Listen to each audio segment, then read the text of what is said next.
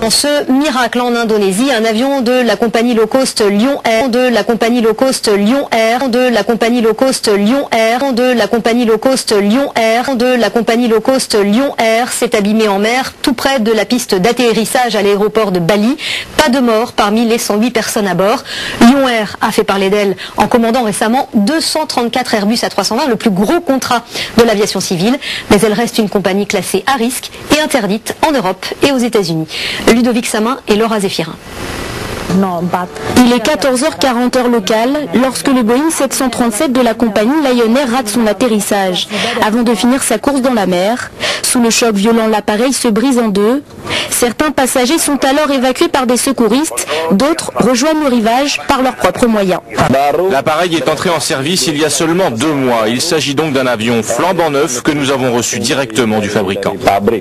Et des appareils flambant neufs, Lion Air n'en manque pas. La première compagnie privée d'Indonésie a signé avec Airbus le plus gros contrat de l'aviation civile le 18 mars dernier, 234 A320 pour 18,4 milliards d'euros. Sans compter les 230 Boeing 737 achetés en 2011, un développement fulgurant parfois au détriment de la fiabilité et de la sécurité. C'est une crise de jeunesse, cette compagnie, parce qu'elle n'a que 13 ans, elle est toute jeune, elle est prise dans le fait de vouloir être la première compagnie en Indonésie, où il y a 17 000 îles, donc il y a un gros marché, et en même temps, eh bien, il faut avoir le temps de se former. Entre 2004 et 2006, Lion Air a connu une série noire avec 6 accidents non mortels. Classée compagnie aérienne à risque, Lion Air reste banni de l'espace aérien européen et américain.